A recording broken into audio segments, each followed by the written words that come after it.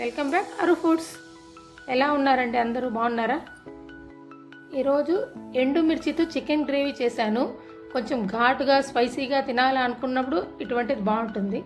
ఎలా చేశానో చూసేద్దాం పదండి.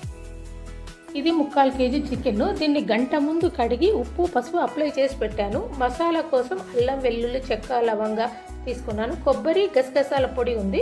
ఎండుమిరపకాయలని అరగంట ముందు నీటిలో నానబెట్టుకోండి.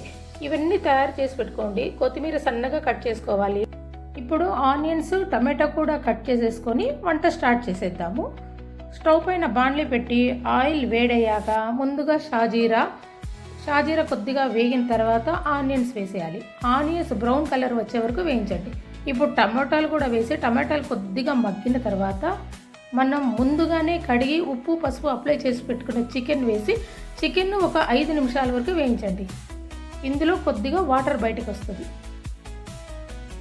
ఇలా వేగిన తర్వాత మనం మసాలా రెడీ చేసుకుందాం. చెక్క లవంగ అల్లం వెల్లుల్లి వీటిని మిక్సీ జార్లో తీసుకుని పేస్ట్లా చేసేసేయండి. ఇప్పుడు ఒకసారి చికెన్ని కలిపేసి అందులో ఈ విధంగా నీరు బయటకు వచ్చిన తర్వాత మనం ఇప్పుడు రెడీ చేసుకున్న అల్లం వెల్లుల్లి పేస్ట్ కూడా వేసి మరి ఒక 2 నిమిషాలు వేయించండి. అల్లం వెల్లుల్లి పచ్చివాసన పోవాలి.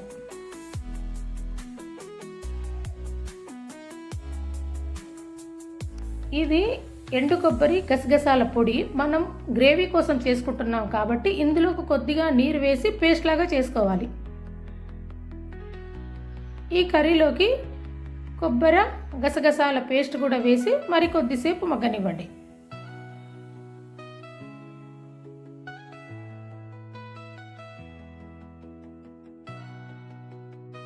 వీటన్నిటిని సన్న మంట మీదే వేయించుకోండి. అప్పుడే కూర చాలా రుచిగా ఉంటుంది. ఇప్పుడు 2 టేబుల్ స్పూన్ల ధనియాల పొడి, జీలకర్ర పొడి, గరం మసాలా కూడా వేసి కలిపేసేయండి.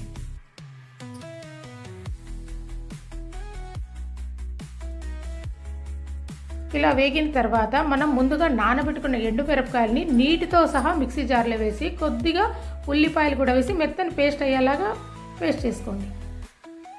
ఇది కూరకి చాలా ముఖ్యం. దీనివల్లే ఘాటు. ఈ మిర్చి పేస్ట్ని చికెన్లో వేసి బాగా కలిపి నూనె పైకి తేలే వరకు మూత పెట్టి ఉంచండి.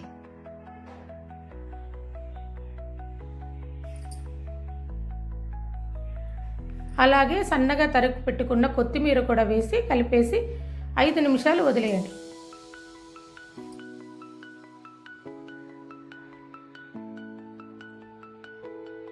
5 నిమిషాల తర్వాత ఆయిల్ అంతా పైకి వస్తుంది. మనకి గ్రేవీ కావాలంటే కొద్దిగా నీరు వేసుకోండి.